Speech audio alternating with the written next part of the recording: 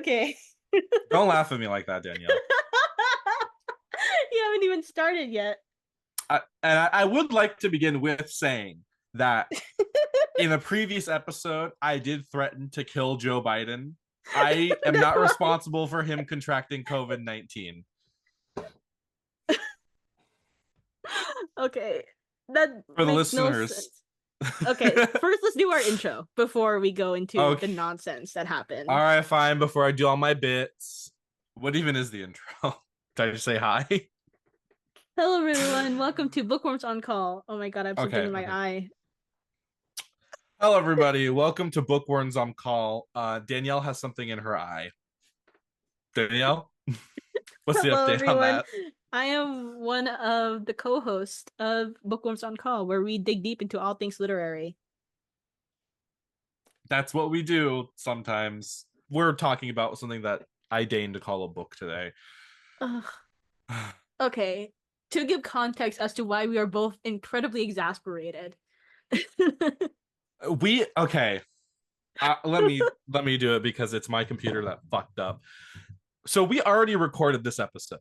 It was a great session. I was feeling so good about it. I was so happy with what we had. And then we would record for like an hour, for a full hour. And then OBS, it was a very long recording. We're having a great time shitting on this piece of garbage book. And my computer was like, ooh, sorry, honey, I have no storage space anymore. So now your recording is just gone. So we lost an entire episode and now we have to re-record it. And it wouldn't be that bad. It wouldn't be that bad. It wouldn't suck so much if the discussion topic wasn't an awful book that I only wanted to talk about once and then never have to talk about ever again. I didn't want to talk about this at all. The whole time I was like, Evan, can I DNF this book while I was reading it? Can I DNF this book? And he kept saying, no, Danielle, you are not allowed to. So not only that, am I forced to read this book, not once, but twice. So I read it originally in 2018. 2018? No, probably. When it first... Probably 2018. 2018. And now I reread it. And now we have to talk about it. It's like fate has an odd way of going about things. Mm-hmm. Yeah, and in our initial recording, I kept being like all sly, like, hey, I made you read this book, and now we have to talk about it. I'm glad you're suffering, and now I have to fucking do this shit again. I have to fucking karma, talk about this Evan. stupid book again. Yeah, I know. It's karma. But also, it's karma for you for not finishing the book way back in 2018, Danielle. Well, I got my karma already because I read it again. So yeah, I finished it. I actually did finish reading this god-awful book. So what is this god-awful book? Oh my goodness, we should also say this review also contains spoilers for Zenith by Sasha Ellsberg and Lindsay Cummings. Although if you haven't read it yet, it came out in like 2016. Who fucking cares?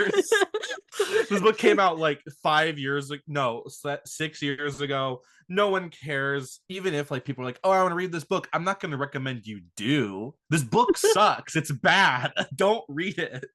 Waste your time doing literally anything else because life is too short to read something as awful as Zenith by Sasha Ellsberg and Lindsay Cummings. Oh yeah, I have an ARC copy that I got from fucking from a used bookstore that was local to the town I was living in, which honestly is kind of sad. Like they went through the trouble of getting an ARC and then they were just like, a physical ARC, okay, no less. Yeah, and then they're like, okay, I'm done with that.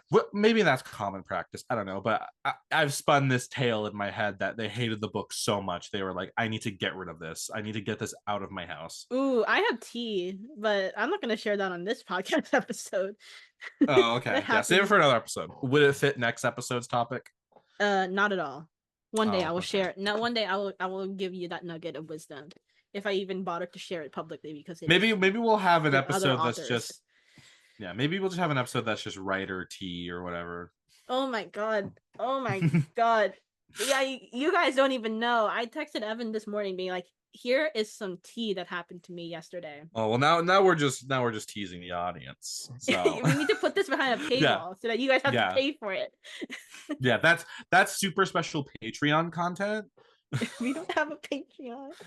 Well, maybe someday we will, Danielle.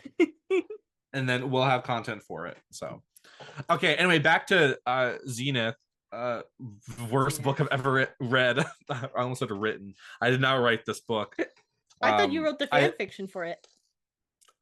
You mean the better written fan fiction that fix all the plot problems and the character problems and everything else? No, I'm talking about the original fan fiction where you were like gushing about the characters and you were like, "Oh my god, I love what's their names? I forget already. Dextro and what's I'm the not main going to tell character's you. name? I know all of their names, but I'm not going to tell you. Fuck, fuck, Andy. Maybe that should have been my quiz. I should have quizzed you on the characters' fucking names. By the way, that's another tragic loss of the original recording. I gave Danielle a quiz, a nice little fun little quiz And I got a about 7 out of 8.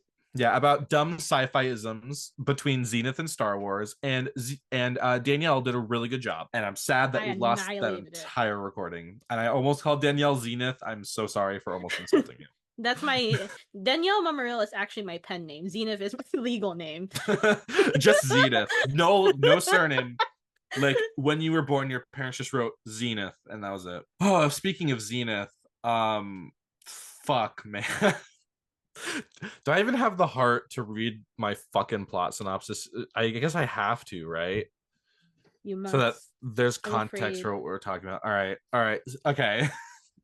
Danielle, I'm gonna ask you to contain your bodily rage. Just let me read through this, and then we can just let everything out when I'm done. Okay. All right. All right, folks, here is my very concise plot synopsis of Zenith by Sasha Alsberg and Lindsay Cummings. The story of Zenith, the Androma saga, begins with the crew of the Marauder, led by the titular Androma, being ambushed by a squadron of Arcadian patrolmen commanded by her former mentor and lover, Dex.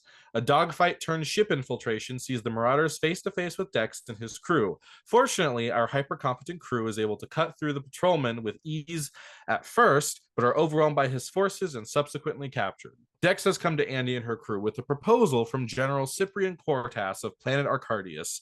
He has requested, or rather convinced, the crew of the Marauder to lead the mission in rescuing his son Valen from his 2-year imprisonment by the enemy world of Zentera, in exchange for the crew not being doomed to a harsh prison world and their criminal records being wiped clean. Andy, poised to be free of the shackles of her dark past, agrees to the mission. The rescue goes off without a hitch. With help from a confidant of Dex's, he and Androma are able to infiltrate the prison where Valen is being kept and escape with barely a scratch. Feeling good about themselves, the Marauders find themselves bonding with Dex, though Andy's animosity towards her former lover is still strong, which boils to a head when they argue over his betrayal, revealed to not be as black and white as Andy thought, rendering her simple feelings for Dex more complicated. Unfortunately, with these complex feelings hanging in the air, the crew isn't able to enjoy their victory long when their ship begins to malfunction and they're forced to make an emergency landing on pilot Lyra's homeworld, Adhira. I'd like to make a side note.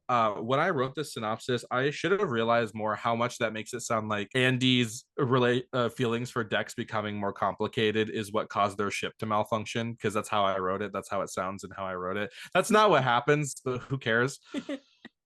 I'm not a professional writer. I don't claim to be, so whatever. Who fucking cares? What's the point of this fucking podcast? I don't know. To have fun. Talk about bad book. I don't know. Stuck on Adhira until the Marauder is repaired, Androma must grapple with her dark history that led to her becoming the Bloody Baroness, the brutal, murderous pirate that haunts the Mirabel galaxy. Meanwhile, the rest of the crew, Dex, and a newly conscious but still frail Valen try to find some normalcy in this downtime. Lyra is even confronted with the choice to leave behind her criminal life to be with her family and pursue her dreams of becoming a death-free pilot. Unfortunately, this respite is cut short at the Revalia Festival, when Zenteran soldiers suddenly invade the planet. The crew manages to escape aboard a commandeered Zenteran warship with little injury, though Lyra's brother, Lon, is gravely injured in the struggle. Though Androma is remorseful to leave behind the defenseless people of Adhira, she's also desperate to complete her mission and return Valen to Arcardius, lest her criminal record haunt her forever. Arcardius is no sanctuary, however, as General Cortas has backhandedly extended the Marauders' mission, forcing them to stay on the planet, and more so forcing Androma to confront her past head-on. Arcardius is her homeworld, and it was here she became the youngest Spectre in history, charged to protect General Cortas's daughter Kaylee, who was also her best friend. One fateful night, however, on Kaylee's birthday, the heiress convinced Androma to take her on a forbidden joyride, which resulted in a crash that killed Kaylee. Androma, grief-stricken, is charged with treason and sentenced to death, with no one coming to her defense, managing only to escape by the momentary grace of her father. Parallel to these events, another story is told, the story of Claren and Nor, the queens of the dying planet of Zentera. Betrayed by the United Systems, refused aid to counter the Armageddon their world was facing, Claren, mother of Nor, waged war against the United Systems, but was eventually taken prisoner. While in prison, Claren used her psychic compulsion powers to bed General Cortas and bear his child. Cortas is eventually able to find a way around Claren's compulsion, forcing her to sign a peace treaty, then having her killed. Nor, orphaned, is left to rule the dying Zentera, swearing to one day have vengeance on the galaxy when she's reunited with her brother, Valen Cortas. At a gala to celebrate 15 years of peace, Valen reveals his loyalty to his biological mother and his sister. He assassinates his father as Zenteran forces invade Arcardius. The rulers of the United Systems are assassinated, and the party's attendants, including members of the Marauders' crew, are infected with a mysterious virus called Zenith that turns them into unwilling loyalists of Queen Nor and the Zenteran cause. With a dying General Cortas and Androma, Dex escapes Arcardius with a recovered lore. With no crew and nowhere to run, General Cortas gives over the right to rule Arcardia to Androma, fating her to stop Queen Nor and restore peace to the galaxy. So, despite our prelude, that plot sounds promising. Yeah. Unfortunately, it's not that. Unfortunately, okay, my summary sounds nice and concise. It's got story beats, it's got intrigue. It sounds like if you read the full thing, it would be fun. Unfortunately, the full thing is just a bunch of fluff and garbage and just the worst, boringest, trite shit that they could have possibly put in this fucking book. Danielle, do you have anything to say? No, I mean you summed it up perfectly. I mean what you said, it sounds super exciting. Plot. But the truth of the matter is that if they stuck to the story beats, it would have been fine. But they did not, and they added a whole lot of fluff. And when you're adding fluff, especially about characters that you have given us little to no reason to care about in the first place, that is when the story falls flat. A huge issue with the story is that the characters are very underdeveloped. I feel like even if the plot is like a little messy, if the characters were like really well rounded and like really well written, it'd be like, okay, this is a fun jaunt. But they weren't. So it wasn't. Because like I think that can be the saving grace of any like messy plot is if the characters are really good and you like them and you're given plenty of reasons to like them, you can kind of come to peace with a potentially not as well written plot. I agree. But that's just me. Yeah. I think the characters can save a bad plot. Although that's controversial in the writing community, but whatever. It's our podcast. Yeah. I don't know. Your story can like be super deep and complicated and like have like meaning and metaphor and whatever. But if the characters in it like do nothing for the story, like if like the reader can't latch onto them, the reader, viewer, whatever, your deep meaningful plot doesn't really mean anything because the human characters that the plot is happening to aren't well written. So I'm not saying Zenith has a deep well written plot. I'm just saying even if it did have a deep well written plot, with the characters it has, it would mean nothing. It would not help Zenith, which I am now realizing that the name Zenith is a very ironic title for this book because it is the opposite of that. It is trash. It's meta commentary, Evan. Yeah. It's super deep. Yeah. It's a they commentary. Gave it a sardonic title on purpose. Oh, I see. Yes. It's a misnomer. It's meant to trick you. I don't fucking know. But yeah, but speaking of it being very thin, when we first recorded this, something that frequently came up was that this book kind of feels like it was just written to like beat by beat, kind of just follow what was trendy in YA books at the time. Yes. Really quick, this book is YA, but it really feels like the writers didn't, well, it feels like they wanted it to be YA because that was what would sell. But the story would have benefited from probably just being for adults because they really wanted to like include a lot of sexual content and like a lot which of would be they fine did include a lot of violence if it was an adult book, but it wasn't. It was YA. And that's Yeah, when things get kind of iffy. you can tell they were kind of like having to like reserve themselves from going too far. And it's like, Yeah, it if was you, rough. You could tell. yeah, yeah. And it's like, guys, you can just write a book for adults. But like we were saying, YA was like a really trendy like age group. And is it still trendy, or are we like, is like new adult like Here's sexy the time thing. I books don't think what's that big now? I am personally given license to give authority on that topic because I'm an adult now and then I now read adult fiction. I don't know if adults are reading YA still. I think some of Hmm. them are, but I think the circles that I surround myself in are very literary fiction and adult fantasy. I don't know. I mostly hear about people like reading adult fantasy now. I don't know. So Hmm. I'm just kind of under the assumption that people, that adults anyway, have like stopped moving or have started moving away from wholesale reading YA as like their collective of books to be reading, and like maybe it is now just mostly teenagers reading YA, but I have no idea. You know, teenagers are reading adult fiction now. That freaks me out. Which scares me.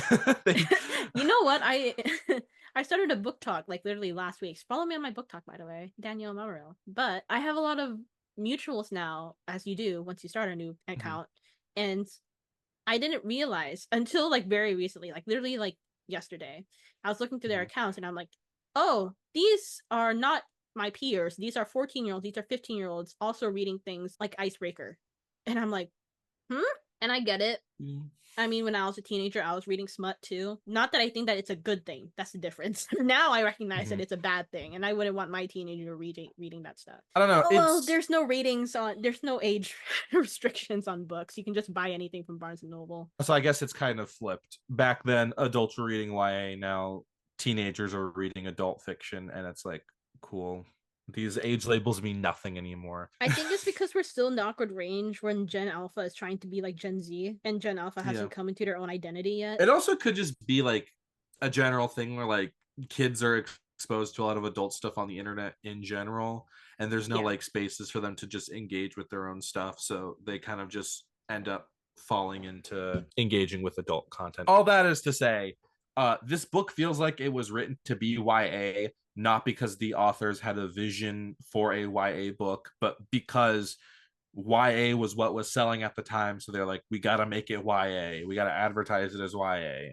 So, yeah. And I think we can discuss a lot about how this book feels like it's just like a patchwork Frankenstein book of like just trends and tropes that were really popular in the year 2018. We have to take into consideration that these authors were they Mhm. author tubers? That was before author tube was even a thing. They were booktubers. They were booktubers, and I think they both were established. At least one of them was already an established author before Zenith came out. So I think they were booktubers who were also authors who were like, we're writing a book together, and then like that's how they got the audience for Zenith, or at least like what there's a like a term. Oh, they had a built-in audience basically. The dream. I mean, that's why we're here, isn't it? Yes, they were booktubers at the time. Okay. Because when you're a booktuber, you have to read a shit ton of books. Mm-hmm. And that means that they were very much exposed to the trends at the time. They were very on top and they knew what they were writing. Mm-hmm. They knew how to wrote a book that sells to the most amount of people as possible, which is what they did Mm-hmm. at the detriment of their art. Yeah, and apparently they wrote it in 6 weeks, or at least the majority of the book in six Which weeks. is bonkers. I can't Yeah, write it's a like book. I can't. It yeah, takes me a. I don't even know if I could write a short. I can write a short story in a month, but to yeah, write like 100,000 words in six mm-hmm. weeks, Yeah. I could never. And last time we recorded this, we even said we couldn't write a first draft in 6 weeks. So it's The like least amount of time I took to write a first draft was like 4 months. yeah, same. The only time I ever wrote like a finished draft, I had to do it like over the summer between school semesters because it's like Oh my that would have been the goodness. only time I had time to do that, and Yeah. that it still took the entire summer to do it, and I didn't even Mhm. finish by the end of summer. It's like that's insane, but also to like have a book written and like well okay And the book published. wasn't written and finished, but yeah they wrote it in 6 weeks and they're like okay let's publish it. I guess to be fair, we don't know how much that 6 weeks actually encompasses. Does that encompass like just the first draft, or does it encompass like all drafts, all revisions, But all that's edits. crazy. To write a Yeah. first draft alone in 6 weeks is absolutely bonkers, let alone fitting in editing, writing the second draft, editing, writing the third draft, Mhm. redrafting, getting beta readers. I doubt this thing got beta readers. Yeah, I doubt it did. And also, not to mention that it was written by two people. So I feel like that would probably make the process take longer because you would have to Yeah. deliberate together about like all the things you're You have to writing. communicate a lot. And Hmm. going through this podcast, we know working together, it's a Hmm. lot of miscommunication more than half the Yeah. time. Yeah, frankly it kind of, well, no, I don't want to assume things, but I did watch, like, they did post like two like behind the scenes Yes, videos, they and did. it kind of seemed like they were like switching off every chapter, but I'm not That's going what to make I an assumption about assumed. the process. Yeah, that's what it feels like, honestly, because each chapter, well, you know, it probably wasn't that hard to switch off for each chapter because each chapter's 3 fucking pages. So Imagine writing but 3 pages and being like, yep, that's my chapter. yeah, yeah, to critique the writing a bit, it feels like the authors didn't understand that a scene break does not mean the start of a new chapter. It's like you can just put a scene break, guys. Like it doesn't need to be a new chapter now. But they also did a thing where like they're switching off POVs every chapter, And which how many again was POVs are in this goddamn book, Evan? like, let's see, dude. There's 6. There's that one, and then yeah. There's like 6. There's 6, which is so many POVs. And somehow you still don't know any of the characters' names. That's fucking impressive, isn't it? I know Dexter Yeah. because I remember being like, that's a stupid ass name. Yeah. Per the discussion topic, switching POVs was like a very big thing in like Yes, it specifically was. YA books at the time. A very specific example I can think of is like the Divergent books. They fucking love their multiple POVs. But the This thing Young is, Elites by Mary Lou. oh yeah, yeah, you mentioned that last time. I actually like the Young Elites. I'm a Young Elites Yeah. defender. Yeah, hey, shout outs to good books on this podcast. Not the Divergent books. I'm not saying the Divergent books are good. Divergent books are fan. No, I'm not even gonna lie. I hated those books. I Yeah. can't even pretend to like them. I have like, I liked the first two, but also I was like in 8th grade. And I never Me finished too. the third one. Because there was a sex scene and I was like, I'm done. My little gay heart couldn't take it. I couldn't handle this heterosexual coupling, so I was tuned out. In Divergent, they love to switch off their POVs, but the thing is, in Divergent, the chapters were like not 3 pages long each. It makes I'm for trying to some weird pacing. I'm trying to think of why the chapters were so short, because sometimes the POV wouldn't switch between chapters. Like sometimes it would immediately go to the same POV just in a different chapter. So it's like this could have just been a scene change. But also sometimes the POV doesn't even benefit the current scene. Like sometimes it's from the perspective of a character who this scene should not be told from the perspective of, but for some Yeah. reason it is being told from the perspective of. Like the book, okay, I get why the book ends on Dex's POV because Androma is like literally dying, but also why does he get to end her book? Why is this story about her but it ends from his POV? Why does it do that? I do not know, Evan. I do not know. I cannot They tell could you have why. they could have done like thrown me a bone for like a final chapter where it's like the fevered imaginings of her dying brain or something that could like hint at things happening in the second book, but they didn't even give me that. It was just like it's fucking dumbass Dex's POV, have fun nerds, and then the book ended. I mean, even if I'm just picking up the book, you can tell it's trying to like follow trends because it's got like the vague like single word title, it's got some kind of like subtitle that implies it's one in a series, and then it's got like a simple but like striking like single image in the middle. It's giving like Hunger Games, it's giving Divergent, It's giving even the though Young Elise this, by Mary Lou. yeah, yeah.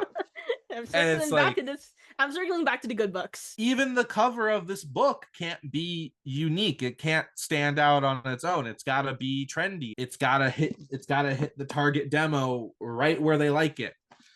And I think that's the folly of the book, because then the target demo opens up the book and they're like, hey, this isn't as good as all those other books I like. What the fuck is this shit? Yeah, you start off on the bad foot once you're trying to copy someone else's art. It never ends There's well. yeah, there's not really like a love for the story they're telling. Like you It can doesn't feel tell, like it. yeah, you can tell this was written to like satisfy a quote. It's like you got your strong female lead who's one dimensional and doesn't And really it's have a assassin character as arc. well.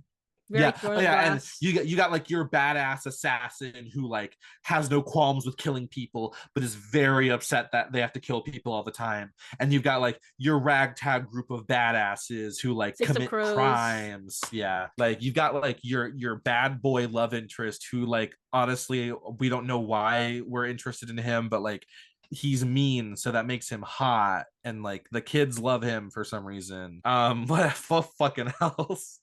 uh oh this has nothing to do with like tropes, but going back to the POV thing, the book isn't in first person, it's in third No. person limited. With Why wasn't how it off just in third person omniscient? Exactly, because with how often the POV changes, it might as well, because then you would avoid the stupid thing where you're switching chapters every 3 pages, and then the book wouldn't be 100 fucking chapters. Why is it 100 chapters? And also, that would probably bring down the fucking page count because they won't have all those fucking spaces between chapters. Oh yeah, this book is fucking huge, by the way. It's longer than the fucking Yes. Bible for no goddamn reason. Let me look up how many words is Zenith. Maybe Google knows. Does Google remember this book? Nope, doesn't say. Unfortunately. There's not many Yeah. pages, not words. And if you're a writer, you know pages don't do squat. It's the words that we care about. Yeah, and this book has a lot of words that don't mean fucking anything. Sorry, I'm swearing like a sailor this episode because I'm exhausted. I'm not even just by this book, but by life. It's like I was up till like 2:30 helping producer Avery with a desk. And I had to go to work at 8 a.m. Not 8 a.m., 9 a.m. So I've literally been on the verge of falling asleep all day, and I had to come home. I had to fucking talk about this stupid fucking book again. So I'm literally in a different dimension right now. My physical body is in front of you on camera, but my brain is in hell right now. My brain is in hell, and my torture is having to talk about Zenith while praying to God that my computer just lets me finish the recording, lest we have to read it a third time Oh or my god, talk about no, it a no, third no, no, no, time. no, no, no, no, no, no, no, no, no, no, no, Don't worry, I'm no. not gonna make you read this piece of shit a third time. Did we even tell the story of like why I got revenge on you by making us talk about this on the podcast? We did mention that we first read this back in 2018 when it came out in high school, but the full story is we Uh-huh. decided to read it together. I And was like, I was the one that brought it up first. I think that we need to bring that up. I was the one that was yeah. like, let's read this book together. I heard it's really Mhm. interesting. I was like, ooh, I got a copy from the used bookstore. Let's do it. And then what happened, Danielle? I got bored 150 pages in and I DNF'd it. But not only that, I didn't tell Evan for like 3 to 4 days. And we made a promise Mm-hmm. to each other that we were gonna meet that I brought up that we were gonna Mm-hmm. read 50 pages a day, because for me that was about an hour of reading time. It made sense. But then I just Mm-hmm. DNF'd it and then I never told him. I did tell him eventually. But Yeah. that means I made him read like about 150 to 200 pages more than I did. Mm-hmm. And I I just read the didn't whole tell him. fucking book. And then he finished it.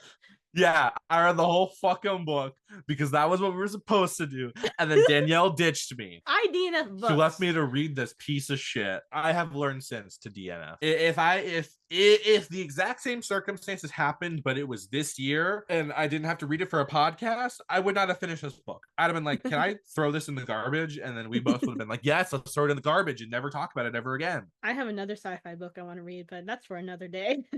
Yeah. Hey, anything's better than this. I actually Oh, do have. we'll see. We'll see. I got some recommendations up my sleeve. Yeah. I also have an interesting sci-fi book that I want to read one day. Maybe we're thinking the same Apparently one. it's yeah, apparently it's critically acclaimed though. But the reason I picked it up was because I saw it on like the free bookshelf at the used bookstore, and the cover was a like an early 2000s CGI rendering of a scantily clad woman holding an orb, and I was like, I've got to read this. and I haven't read it, We're but doing two apparently separate people books like then. it. Yeah, we are. But maybe we could just do an episode where like we read our bad sci-fi book and then we present our bad sci-fi book to each other. Oh, that would be fun. That way we don't have to That could be torture fun. each other. Yeah, we can just talk about it together and then just ruminate on it. But back on topic of Yes. Zenith. Speaking of sci-fi books, Zenith is supposedly a sci-fi book, but it But doesn't seem like the authors are very interested in writing a sci-fi book because they don't even try to like engage with sci-fi world building. Like this is supposed to be like a space opera. Like it's meant to be like a Star Trek, Star Warsy kind of story. I found a lot of homage to Star Wars in this book.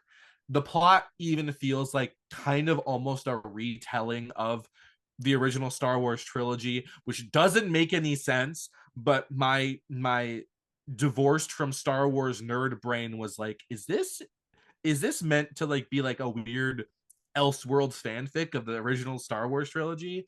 But I don't even know if I want to get into that. The point I'm trying to make is there is no world building here, at least not in like a traditional sci-fi sense. and that is because I believe it was on Twitter or on one of their social medias. They put out a Oh, poll being like, "Do you want us to write a sci-fi or a fantasy?" And it was overwhelmingly fantasy, and still they chose sci-fi.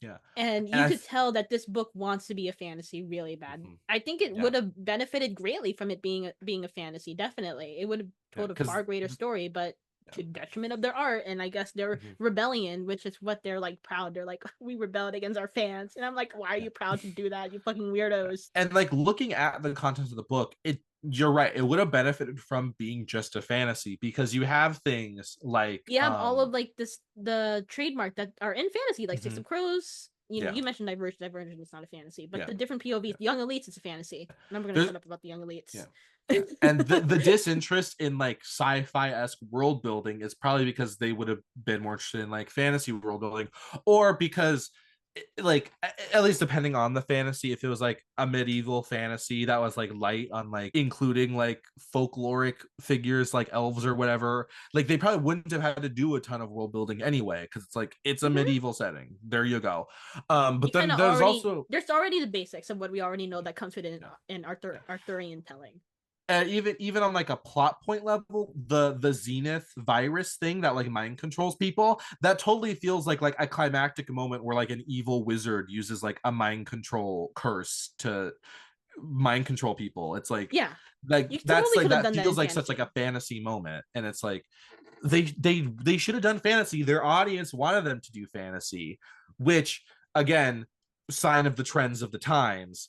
But I guess maybe to like make their book seem more intriguing, like from the trendy stuff, they decided to do This was the only thing they sci-fi. Yeah, differentiated themselves from. yeah, but again, that's probably just like a marketing ploy because it's like the most tropey, like generic thing that they could have put out at the time. So the sci-fi setting was probably just to lure people in, like, oh, if you love Cassandra Clare's books, or if you like Sarah J. Maas, but you want like some sci-fi flavor, read this book, and then it's like That's something how it was I marketed. basically. Sorry, this book just defeats me every I know. time. And mind you, we haven't even touched upon the content of the book. Like Oh barely. We're yeah, just talking about the book. Never mind yeah. like the plot, the characters. We're not even pulling out specific scenes from this god awful book yet. To be fair, there's not a lot to say. I mean, very true. But Yeah. nonetheless. I'm just trying to recall like some of the things we said last time. I do think it's interesting that they like did a Twitter poll like, hey, what should the genre of our next book be? Because these were like established authors with like agents and stuff. It's like they don't really need to be polling their audience. Because like they have like people who can market their book for them and stuff. I'm not saying authors can't do that, but I mostly see it with like indie authors who like their audience is like their Twitter followers. So it's like when like you're that small and like you don't have an agent or like a publishing house, yeah, it's fine to just poll people because then it's like you know what your readers want to see from you next. Like if you like are with a publishing house, why are you doing this? Again, it's just a marketing stunt. Like for all we know, they were gonna write a sci-fi no matter what. They just wanted to do the poll to get engagement so that people would start putting eyes on their book before it came out. But that's just me speculating because I'm that feels bitter that this piece that of feels garbage was dirty. released at all. I love marketing. Yeah, shout out to marketing. Marketing is cool and fun. I'm actually considering minoring in marketing. That's another fun fact, but Ooh, That's a talk for another day. I'll Yeah. make another career video that I changed my mind and my I YouTube think channel. producer Avery knows some stuff about marketing because they have like a business degree or something. I'm just shouting out producer Avery right now. They're not here. Shout out producer Avery for editing our Yeah. videos. We love producer Avery. And I love producer Avery because we're dating, so we're different.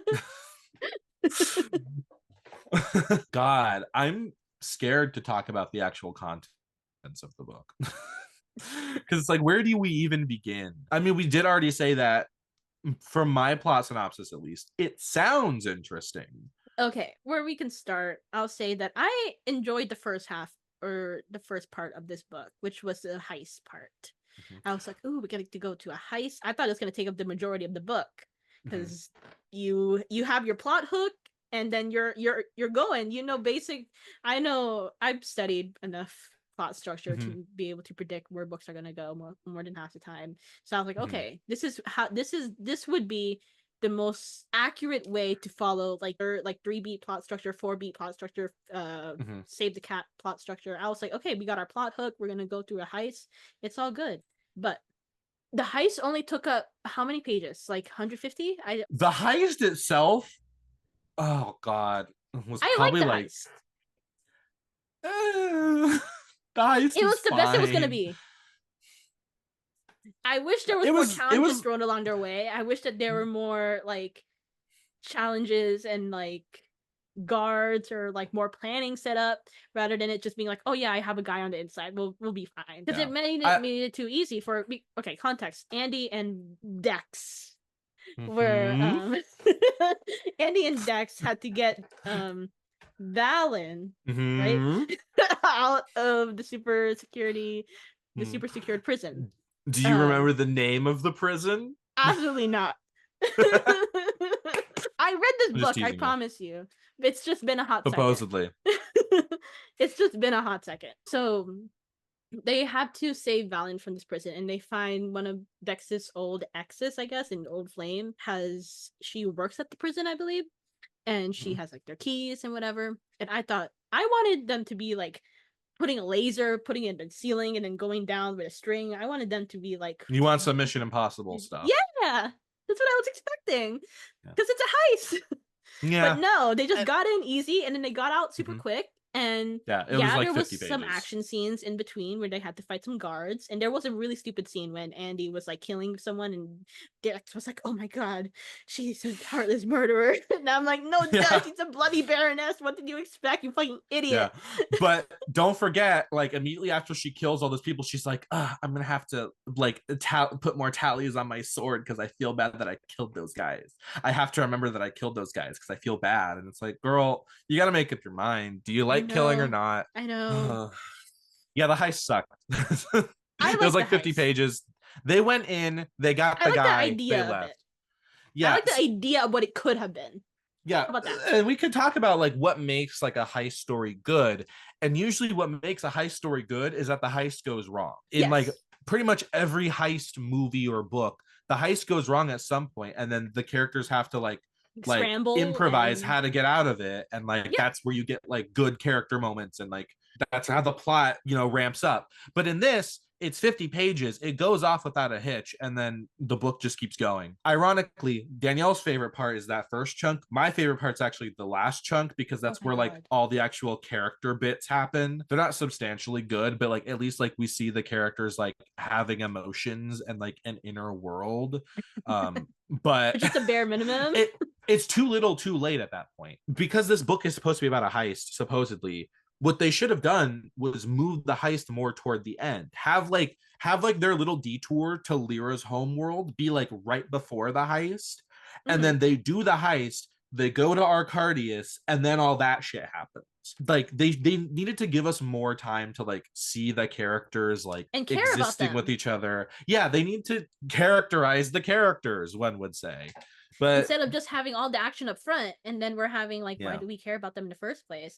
And then Mm-hmm. at the end of the book, we have all the fluff scenes where they're trying to Mm-hmm. get us to care about them. And I'm like, too little, too late, dude. At the end of the book, they go to Arcardius and like they have like these moments where Andy is talking to her parents and stuff and like having like these big emotional moments. That should have been like maybe near the middle of the book. Like after they're like, oh, you need to like help us rescue Valen, they should have been like, but first the general wants you to come back to Arcardius to like talk in person and stuff. And then like we could have had some like actually like digging into like Andy's life on that planet before she has to go on this perilous mission. Make us sympathize with her and like why she like feels indebted to do this outside of just being like, oh, I did a terrible thing in the past. And now it's like, this is the only way I'm going to have like my record cleared or whatever. It's like, you know, get us like emotionally attached to like her mission and why like she's like, I gotta do this, you know? Mm-hmm. And then it's like they could have like Lyra's homeworld be like a detour, like on the way, like maybe they get attacked by like Zenterran ships, and it's like they got to detour so they can fix their ship. Or they could have done that, but like I appreciated the time to characterize, you know, the Marauders because they're our leads, and it's like we need that time to characterize them. And if we just go straight to the heist, like in the book, we don't really get that time with them. I feel like the actual heist one should have been extended, have like a wrench thrown in their plan, have the rest of the Marauders have to get involved. Actually, that's really interesting. We've been talking this whole time about how like what makes heist plots interesting is when the heist fails. And literally in the book, we get a POV scene of Lyra like pacing around anxiously like, oh, what if something's gone wrong, we have to go out there and help them. And it's like I feel like the authors are like making fun of me at that point, like, oh, you wish something more interesting was happening. No, everything is going just exactly how it's supposed to go. It would have been more interesting if like something did go wrong and Lyra and the rest of the crew had to like blast in with the ship and like help out in some way, but yes, they don't do that. They're just like, okay, we're gonna go pick you guys up because the plan went smoothly. And it's like that, like they could have extended the heist out, it could have taken up more time, and then we could just jump to Arcardius, have Valen reveal he's a bad evil guy, and then the end of the book. And it would have been a more interesting, at least, structure for the plot. Again, there's still an issue with the actual writing of the book. Yes, but the plot would have been a lot better. Yeah, at least structurally it would have been a lot better, because we had more time with those characters. And then, you know, and then it's more satisfying when like the Marauders like brains get taken over at the end, because it's like, oh no, these characters we care about are being mind controlled. That sucks. But at the end I'm just like, oh no, not Breck and Gilly. What's gonna happen to my favorite characters, Breck and Gilly? I don't even know which one is which. Wait, let's play a fun quiz. Let's play the quiz now. Okay. Let's say guessing game.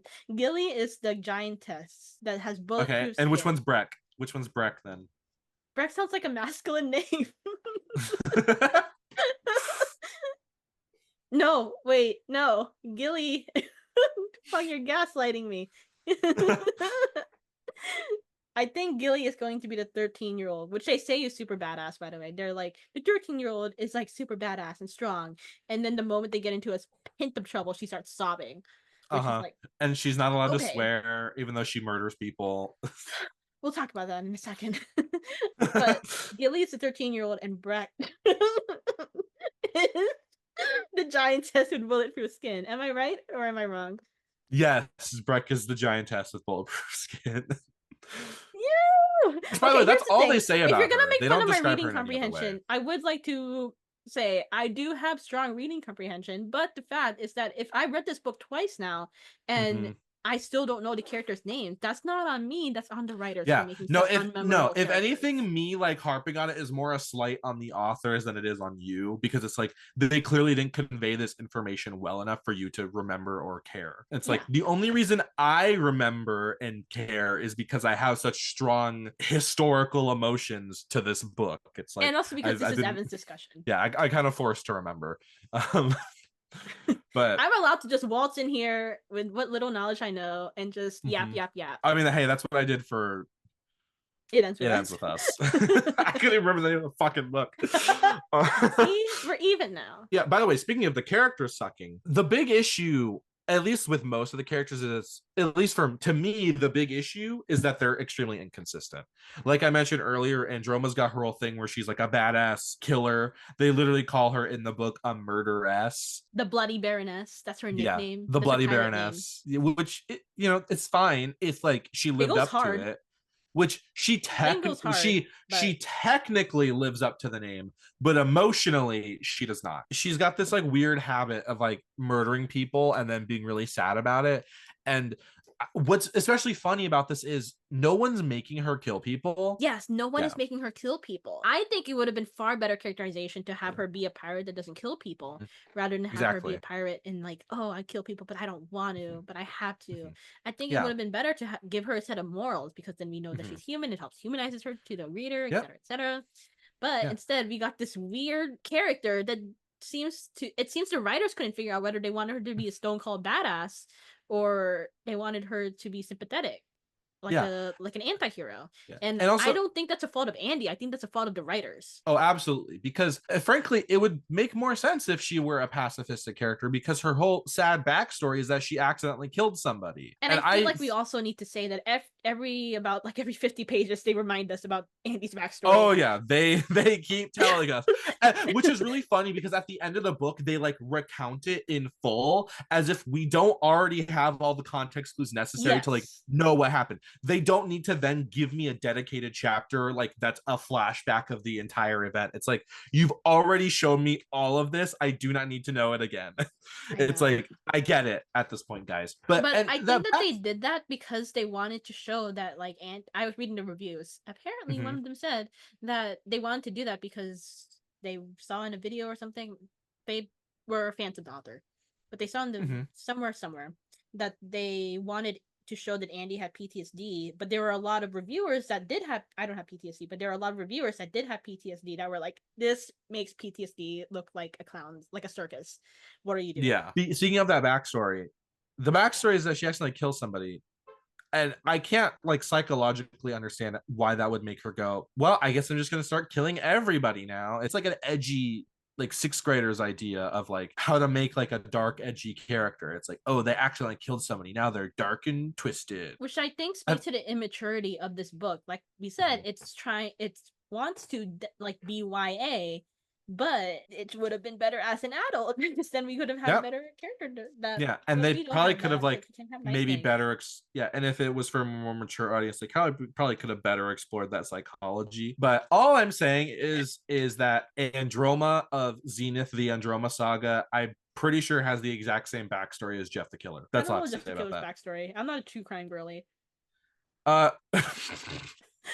Jeff the Killer is a fictional character. Shit. Oh yeah. He's a creepypasta character. Okay, now I get it. I was thinking of something else. I don't know. His backstory is like he like got beat up by some bullies and then accidentally killed one of them, and then it made him want to kill everybody or something. I don't know. Was he the campfire guy that like killed a bunch of teenage girls in a campfire? Like a summer camp. He had white skin. Yeah, he's like white skin. He's got like the permanent smile thing. He's got black hair. Then yes, I'm thinking of the same one. Yeah. But I do find it very funny that I thought that Jeff the Killer like Ted Bundy or something. Hey, that's good foreshadowing because I do want to do an episode about creepypasta. So this is great for me. Creepypasta, man. Don't worry about it. Oh no. We'll do it for a Halloween. We'll do it for a Halloween episode. Yeah, that would be a really fun Halloween episode. But yeah, all I'm saying is she basically has the same backstory as Jeff the Killer. But honestly, I think Jeff the Killer is a more satisfying read. I don't actually mean that. Jeff the Killer is notoriously one of the worst written creepypastas. Arguably, it's better than Zenith. Yes. Sorry. I said it. Anyway. Who are you to offend? Sasha Osborne and Lindsay Cummings are watching our podcast. And what if they were, Danielle? What if they were? What would you say to them right now? I hope that you understand that we are critiquing your work and not you as people. Yeah. It's been 6 years. They're probably much better writers now. Yes. I hope they're much better writers. I think, I mean, they must still be writing. But actually, I shouldn't say they must videos anymore. They aren't. I looked at their channels. I'm pretty. Neither of them have uploaded in like 4 years. So I don't know what I shouldn't say. maybe they're full-time I, moms now. yeah, I shouldn't say they must still be writing. I should say rather I hope they're still writing, because despite Zenith making art is good, I just hope they're making better art now. Mm-hmm. We're not coming for the authors. We're just coming for their bad book that they wrote 6 years ago. Oh God, what next? I mean, the issues with Andy are kind of the issues with every other character, is they're very inconsistent. Actually, something I didn't bring up last time we tried to record this that I remembered today is there's a really weird scene in the book that completely contradicts like Valen's whole character, which shocking. I know this book has contradictory characters.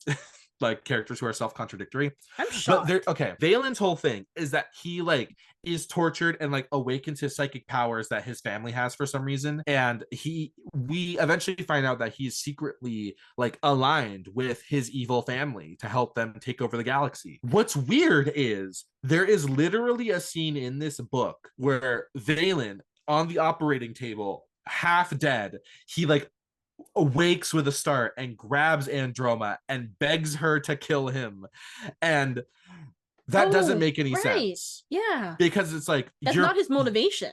Yeah. His motivation is to get back at his adopted family, I suppose you can call it that. It would be like, okay, I'm trying to like piece this together in my brain. It doesn't make sense for his character to ask her to do that because one, he knows who she is. He's aware, at least to his perception, she's a cold-blooded killer who he also thinks wants to kill him.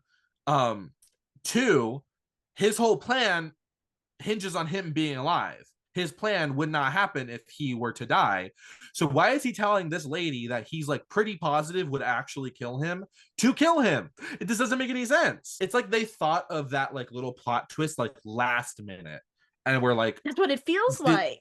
Yeah, and like they didn't bother to go back and like fix that little section where like he asked somebody to kill him. It's weird. It's a weird scene that didn't need to be there. Like I feel like they're just doing it for like shock factor of like a character waking up.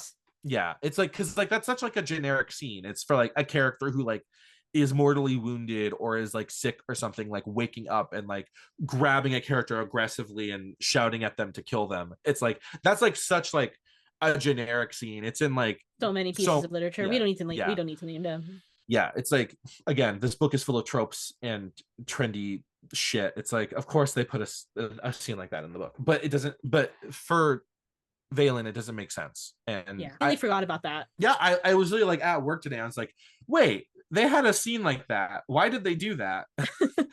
And it's just more evidence of this book's folly. Like they did. I genuinely. What if this book is the first draft? What if they literally wrote the book in 6 weeks and then just then it would be an impressive first draft. Yeah, it would be impressive for a first draft, but also, oh my God, why did they publish a first draft?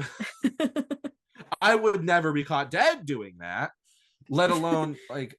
I rarely show my first drafts to my critique partners, let alone showing it to the public. Yeah, let alone showing it to the entire world and marketing it on your YouTube channels to your thousands of subscribers. And then another one who like also like has like the really annoying contradictory character is Lyra, where she's like she comes from like a pacifistic, peaceful planet where everyone's nice and they don't swear, but Lyra's like, oh, my family would be so ashamed if they found out I murder people. It's like, girl, then why are you doing it? No one's asking you to do this. Then stop. So much easier to not murder people than to murder people. Yeah, right. and like worse yet, we never even find out why Lyra left her home planet. I don't think we did. Does that happen? That's probably revealed in book 2. Yeah, maybe. I think it was like something like she wanted to be a pilot and her home planet was boring.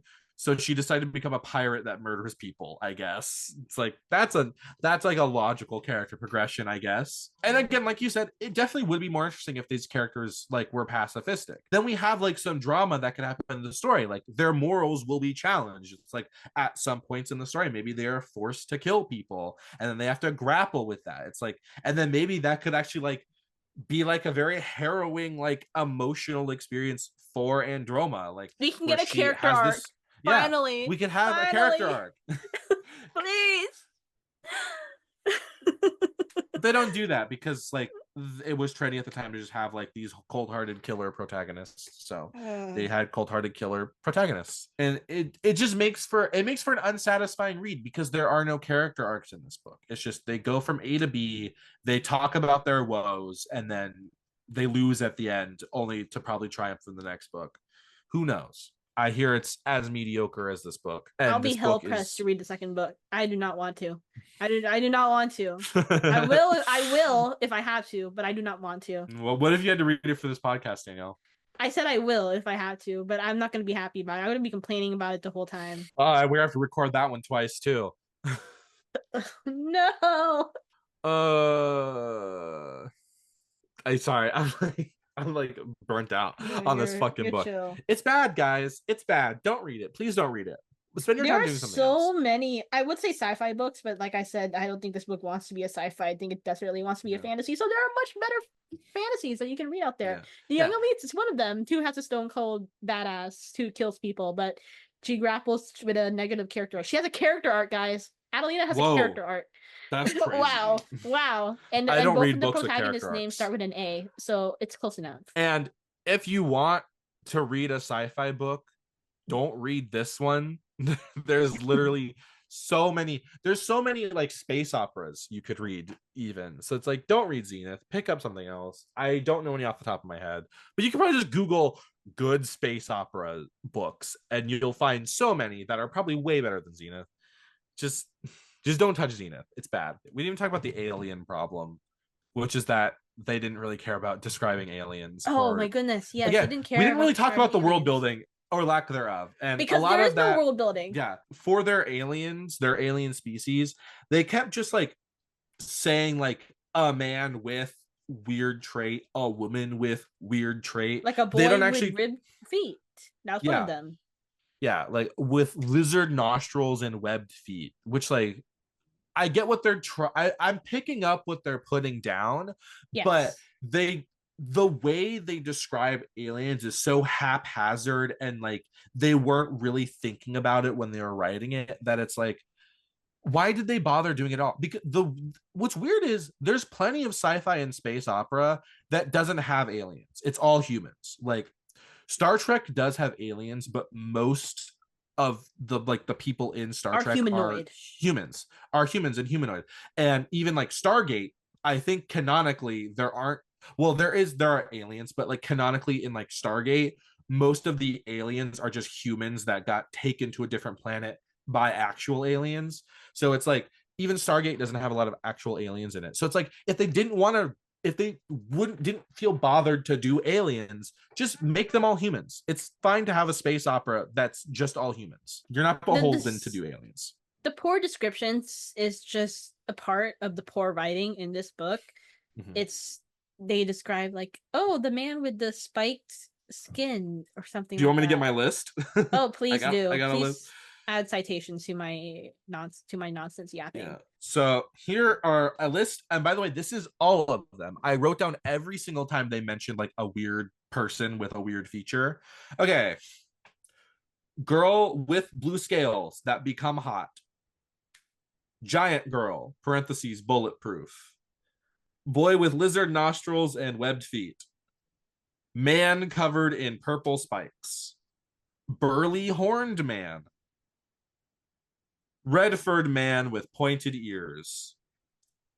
There's actually 3 mentions of 4-legged, 6-armed people. I would have killed to see a centipede person. Yeah, right? There's a man with a spiked jaw. They don't actually explain what that means. And there's a lady with 2 heads that work together like they only have one consciousness, but they also bicker and also have like different hair colors. And there's a hairless 4-eyed woman and a man with technicolored skin. What do any of those things mean? We don't know. What is a spiked jaw? Does he have like spikes on his jaw, or is his jawbone like ridged? What does that mean? Or does his skin have like platelets that are spiked? They don't explain it. Another folly of this book is that those descriptions could have very easily turned into giving us world building. Like, for example, like I know I make fun of the boy with the web feet, but you could assume that the boy with the web feet comes from an aquatic Mhm. planet.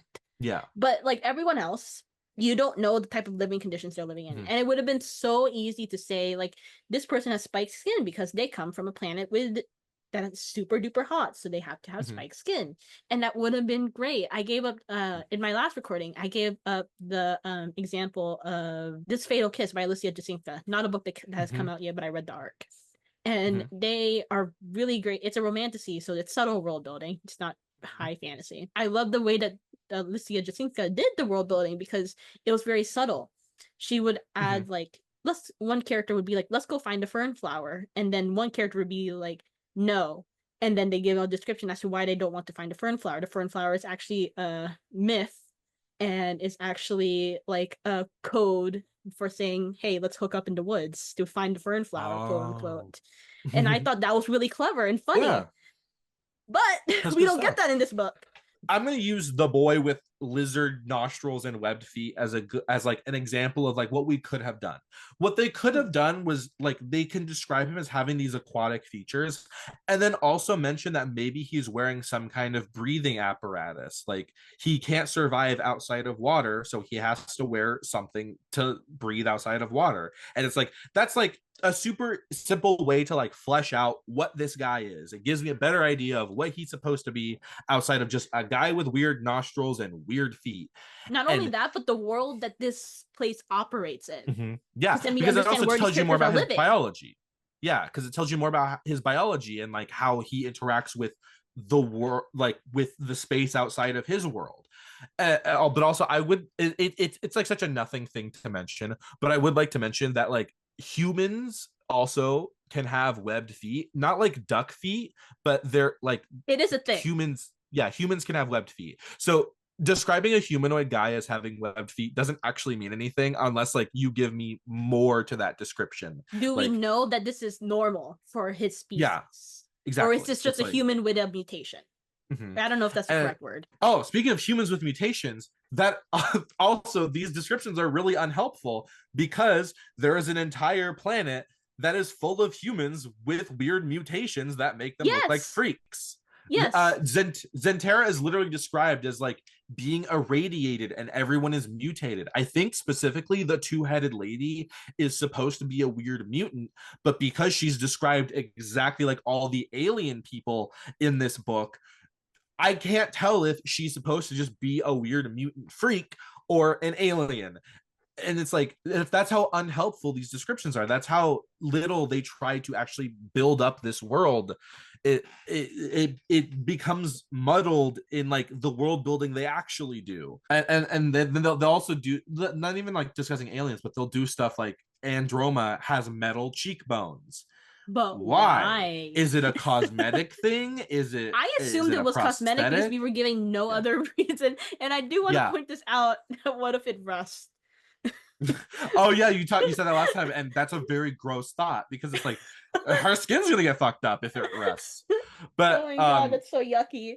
and I imagine it would rust because it's like in her flesh, and then it's like it's wet under there, so it's like it's probably not great. Like it probably smells, honestly. But it would And have it's been like, just like a fantastic use of world building if they just said is for cosmetic reasons. Because then we yeah, understand a little bit more about, and then it also gives us insight into who Andy is. Like, oh, she's a little yeah, bit vain. That yeah, would have been great to contrast yeah, her like brute and bloody personality. yeah. But no, you can't have nice things.